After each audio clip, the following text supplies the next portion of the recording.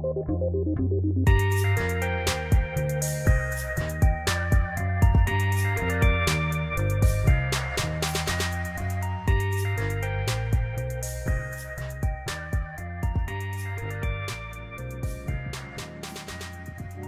tarde a todos. Para aqueles que não conhecem a Academia Alpha, eu hoje estou aqui no nosso servidor do Discord. Quando subscrevem a Academia, têm aqui do lado esquerdo todas as operações que podem fazer e toda a informação que podem consultar. A zona do lounge, onde a comunidade se encontra, a zona do DeFi, das memes, de Gen, e depois aqui uma trading arena, umas gems para longo prazo e canais de voz onde nós fazemos as calls internas. Este é o meu canto, onde eu também posto algumas das coisas que eu falo nas lives do YouTube todos os dias, e entretanto resolvi trazer-vos aqui a distribuição da Bitcoin, porque este vídeo vai ser sobre a diferença fundamental entre Bitcoin e tudo o resto que está no mercado e porque é que se insiste tanto em comparar as moedas com Bitcoin. Como vocês estão a ver na vossa frente aqui, a distribuição de 21 milhões da Bitcoin é a razão fundamental pela qual é o melhor ativo do mercado. Poderá não ser o ativo que tem maior assimetria neste momento, porque o mercado é extremamente especulativo, mas a nível de distribuição, como nós vemos, contraria aquilo que se vê hoje em dia e aquilo que é mais grave e que mais me preocupa. Ou seja, a distribuição inicial da Bitcoin foi feita de uma forma quase imaculada, onde o Satoshi colocou à disposição das pessoas um sistema onde elas pudessem minerar moedas, e essa distribuição foi feita de tal maneira que as moedas passaram a estar no domínio público, nas mãos de toda a comunidade. A diferença fundamental de uma Bitcoin para uma Solana, por exemplo, além do consenso que utiliza, ou seja, o Proof of Work é um tipo de consenso, é um tipo de mecanismo onde vocês têm que minerar e provar que fizeram trabalho, que o vosso computador gastou recursos e energia para resolver um problema e assim obterem a vossa recompensa. Têm que participar na rede para obter recompensa. Contudo, os tokens BTC não são usados para qualquer tipo de votação, o que é inverso a redes Proof of Stake, onde, conforme a quantidade de moedas que existam, e neste caso Solana tem um supply total de 579 milhões, onde 462 milhões foram distribuídos, e depois vemos como e de que forma se toda a gente pôde participar. Por norma são os validadores que têm direito às maiores fatias e as pessoas que correm as infraestruturas, mas a diferença fundamental é que nem toda a gente consegue correr um validador tão caro como o da Solana, que se estima na ordem dos 100 mil dólares. Porquê? Porque precisam de ter uma quantidade de moedas específica que vos garanta esse stake na rede, ou seja, precisam ter, vamos supor, 10 mil moedas para as bloquear e para depois criar esse validador, e desse bloqueio dessa quantia funciona como uma Proof of Work, da mesma forma que uma VM Machine funciona a correr um sistema operativo que está a ser emulado. Ou seja, não é a verdadeira Proof of Work, mas é uma prova que o validador vai agir bem, porque se agir mal é penalizado. Ou seja, de 579 milhões, que é o total, o máximo é infinito, porque a rede tem uma inflação própria que faz criar moedas ao longo dos processos da rede. Ou seja, apesar de dizer total supply, tal significa que é o supply total que foi pré-minerado, pré-estabelecido, como a emissão que chega ao mercado. Depois da emissão que chega ao mercado, que é a emissão que vai para os VCs e que vai para os team members e que vai para publicidade e marketing, depois disso a rede irá continuar a emitir moedas durante um X tempo, que no caso da Solana tende para uma inflação de 1,5, mas noutros casos de outras redes como Atom ou como a Avalanche tende para valores mais altos. Esta é a diferença fundamental dos tokenomics da Bitcoin. Como vamos poder ver aqui, tem uma circulação de 19,72, ou seja, 93,9%, que irá terminar no ano 2140, e isso tem a ver com os halvings. Cada 4 anos, sensivelmente, porque na realidade são a cada 210 mil blocos, e todos os 10 minutos a BTC faz um bloco, a rede, a cada 4 anos, sensivelmente, então existe uma redução da emissão de Bitcoin. Começou com 50, passou para 25, depois para 12,5, depois para 6,25, depois para 3,175 e na próxima será 1,30 e qualquer coisa. Esse supply total é o supply que está em circulação, as moedas que existem num máximo de 21 milhões que está fixo. É um hard cap, chama-se um hard cap, o máximo possível de emissão. A seguir a isso, ninguém sabe como é que a rede se vai comportar, porque ela não tem dimensionamento suficiente para viver das FIIs, das taxas. E então eu suponho que os grandes grupos que neste momento têm ETFs vão ser os principais interessados em continuar a minerar BTC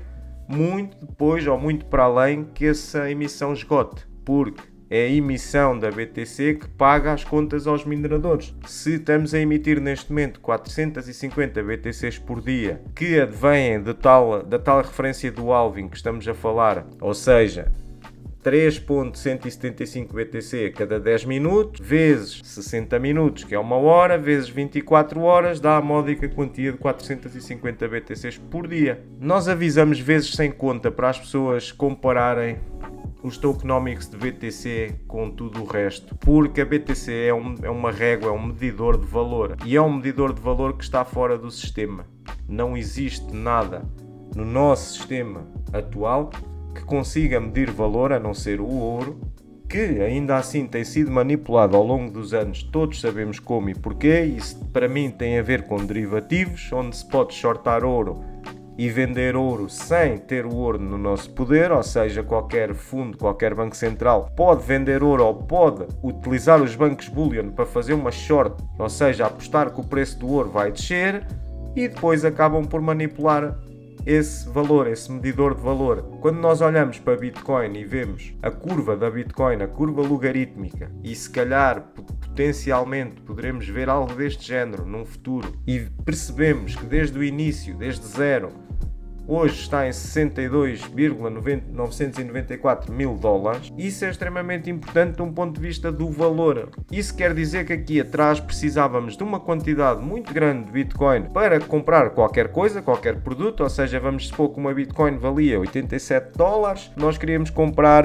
um telemóvel, precisávamos de 10 Bitcoins para fazer os 870 dólares. Hoje em dia nós com uma Bitcoin compramos dezenas de centenas de telemóveis. E isto adaptado simplesmente ao telemóvel, porque se adaptarmos a uma casa, a um barco, o que seja que queiram, que se meça em valor, é pela Bitcoin que têm que o medir, na minha opinião pessoal. E esse exercício também pode ser feito com euro.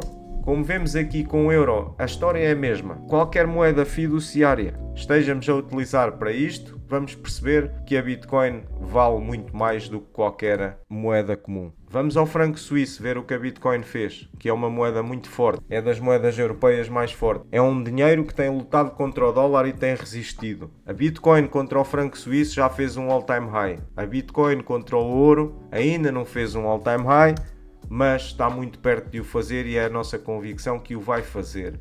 O que interessa aqui reter é ao longo dos anos. Logo, se estabelecermos que a Bitcoin é uma reserva de valor, se estabelecermos que é um medidor principal de valor do mercado cripto, porque é o índice, nós fazemos um exercício muito simples, que é utilizar a nossa moeda favorita para medir o valor contra a Bitcoin. E aí percebemos de imediato que qualquer moeda mais antiga, e eu estou-vos a mostrar as mais antigas, porque neste momento as moedas novas têm muita tendência a fazer um primeiro all-time high face a BTC e depois todas elas têm o mesmo trajeto, todas, sem exceção. E eu estou a ir buscar moedas já com mais alguns anos no mercado para perceberem bem aquilo que eu estou a dizer.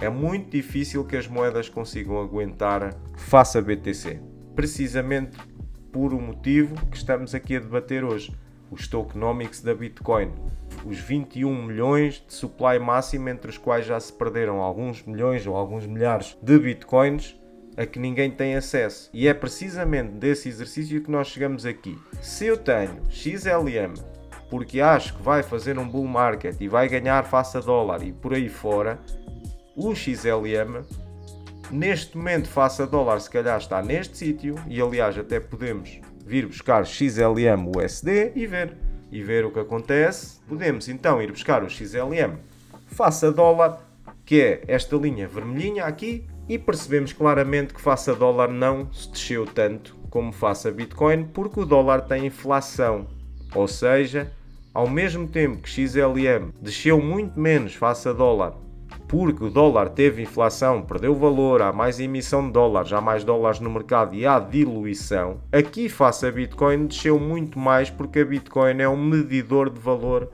completo, porque é um sistema completo de dinheiro, ao contrário da maior parte dos tokens que hoje são adquiridos e que pertencem a VCs e por aí fora, não conseguem medir esse valor porque a diluição é extrema. E se nós temos que medir valor, tem que ser com uma constante, e a constante são os 21 milhões de moedas que a Bitcoin tem, que o sistema Bitcoin tem.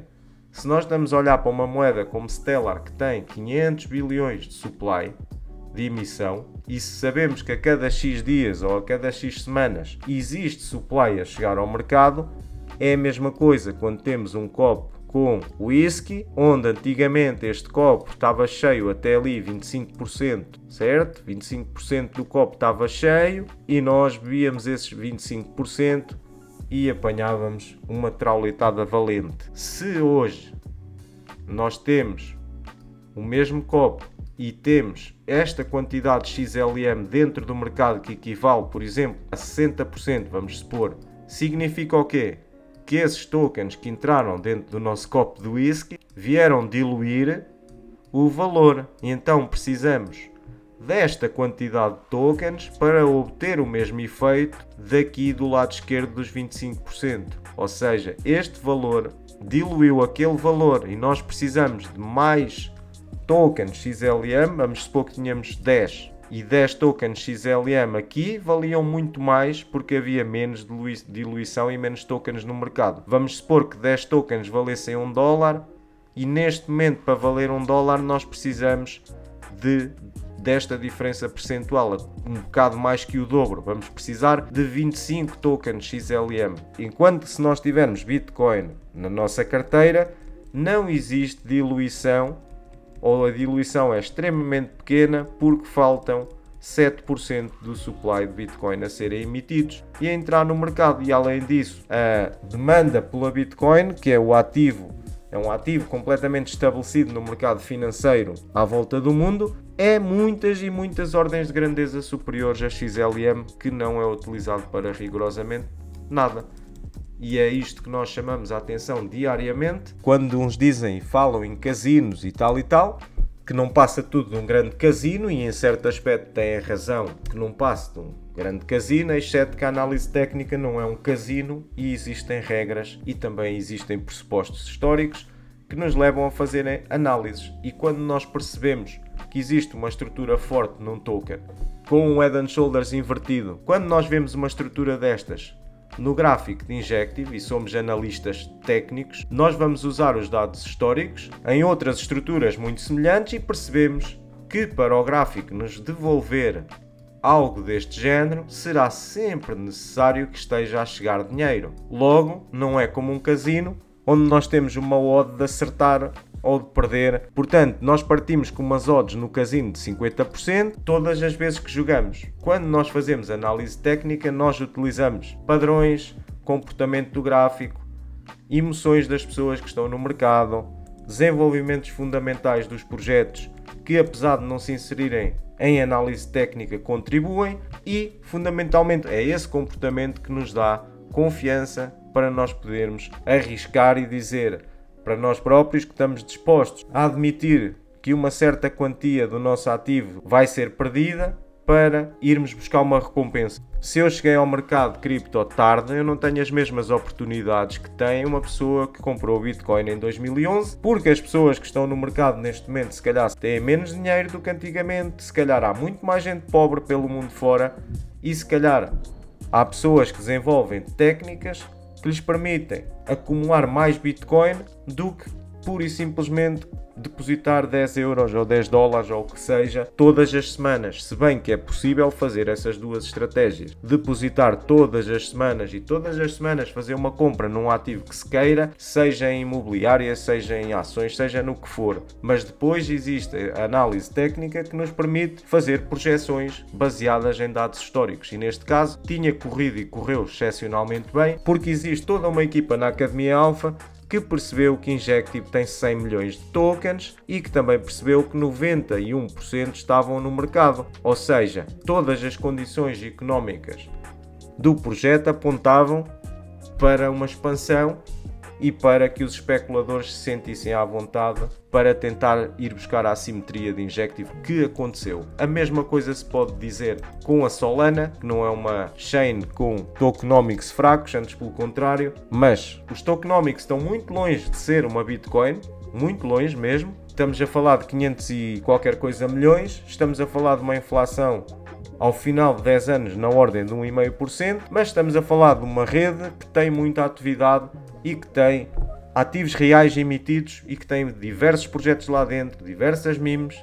entre outras coisas. Significa que quando há atividade económica, normalmente existe um pouco de inflação, desde que essa inflação e esses tokens não estejam maioritariamente nas mãos dos VCs, que é o que se vê hoje. Os VCs lançam uma moeda onde a distribuição são 5% para a comunidade e o resto está alocado a esses VCs e aos amigos deles e por aí fora, enquanto que antigamente esse rácio era bem melhor, era na ordem dos 40% para a comunidade e o resto para VCs. Se calhar um dos problemas que este ciclo está a viver passa um pouco por aí. Quando temos uma estrutura, quando sabemos alguma coisa de análise técnica, o que é que nós vamos pensar?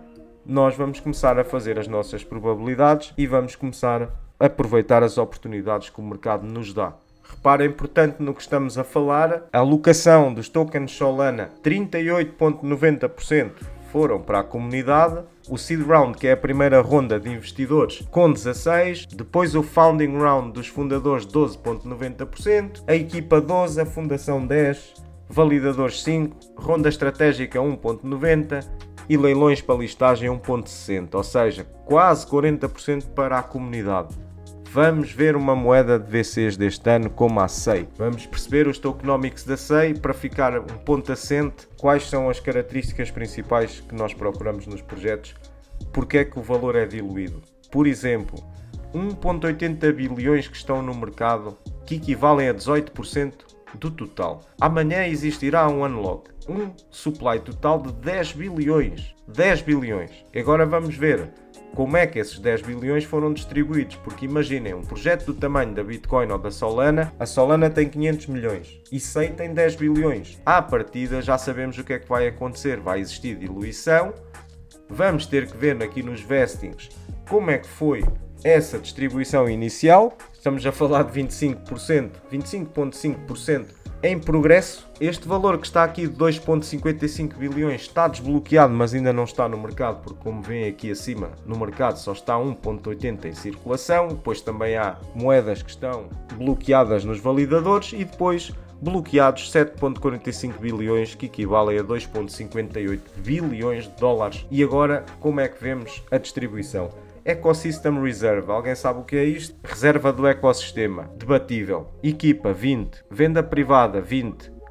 Seed, 16. Fundação, 9. Binance Launch Pool, 3. Onde é que está aqui a comunidade? Não existe, se calhar, aqui comunidade nenhuma, não existiu a distribuição de tokens pelas pessoas. Logo ficamos à espera que nesses unlocks sejam dumps grandes, porque não há ninguém, não há nenhuma pessoa, se calhar em 2024, disposta a colocar lá o dinheiro, a não ser que nós andamos no YouTube a ver isto e a ver aquilo e alguém fala de SEI e diz que o futuro vai ser promissor, mas na realidade, quando olhamos para a distribuição, sabemos que não é aqui que está a resposta para aquilo que nós pretendemos. Vamos ver, por exemplo, o Pendle, que será um token, e é um token, não é uma blockchain. Atenção com isso, porque a valorização de tokens é diferente da valorização da blockchain. Hoje existiu um desbloqueio de fundos para os investidores iniciais, ou seja, que tem a ver com o uso do protocolo, e o preço correspondeu precisamente àquilo que estávamos à espera. 154 milhões, ou seja, 60% estão no mercado e 258 é o total e o máximo, o que é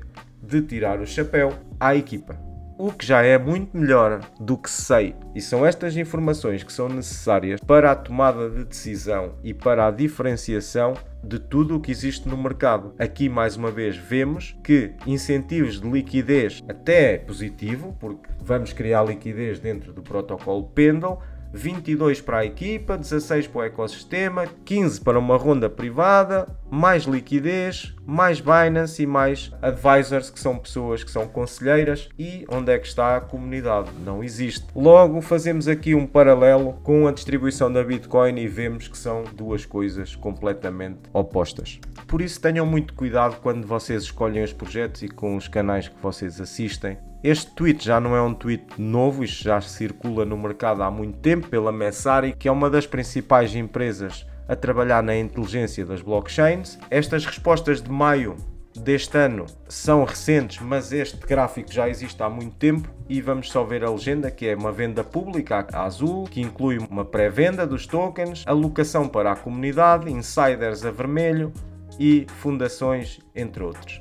Vemos aqui que Ethereum, Cardano e Binance têm uma public sale até aceitável, depois vemos os insiders da Binance 50%, Ethereum 12, Cardano 17, Solana 48, comunidade aqui na Solana é aceitável, tem uma venda pública inicial pequena e depois os 13% são para a fundação e mais. E Polkadot 33 para insiders e 42 fundação. Terra Luna 56 insiders, Avalanche 42, Cosmos 22, Tesos 10, EOS 10, dizem eles, porque hoje sabemos que este número deve ter ficado muito aquém daquilo que está ali representado. Aqui nem sequer existe comunidade. Phantom, comunidade, mas Insiders 53, Cello, Flow, Near 38%, 22% para a fundação e uma fatia do queijo da comunidade também aceitável. Se tivermos em atenção os 38, estamos a falar aqui de uns 25, 26 e depois Internet Computer com 39 e ali em cima Public Sale e fundação e mais. Ou seja, isto encaixa naquilo que eu tenho estado a dizer. Cada vez mais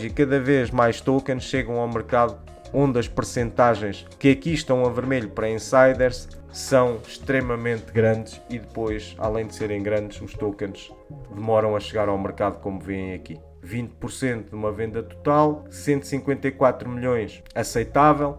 Vamos ver, por exemplo, Celestia.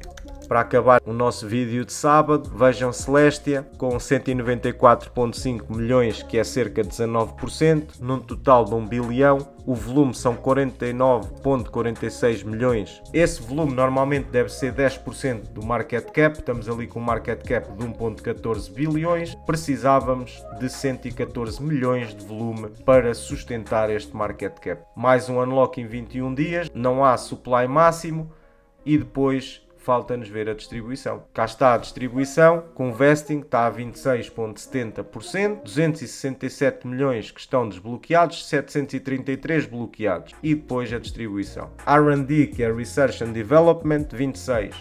Pública, 20. Séries A e B, 19,70. Initial Core Contributors, 17,60, que são devs, programadores, pessoas que contribuíram. A ronda semente de financiamento, comunidade, 0. Claro que sabemos que hoje em dia toda a gente que recebe tokens ou airdrop, e a Celestia distribuiu um airdrop à comunidade que possivelmente se pode inserir alguns na alocação pública. Dentro da rede Cosmos ainda existe esse mantra de dar algum à comunidade e oferecer tokens às pessoas, depois normalmente as pessoas acabam por vender. Mas de uma perspectiva geral, penso que a mensagem foi passada. Nós temos que usar sempre a Bitcoin como a nossa balança de valor e perceber se as moedas que nós estamos a investir estão a fazer boa performance face a Bitcoin e não estão a perder valor para sempre. Bom sábado a todos. Não sei neste momento se Portugal vai ganhar à França ou não. Espero que sim. Espero que o europeu continue para irmos às semifinais. A todos aqueles que gostam do futebol e do nosso país, só queria deixar uma última mensagem.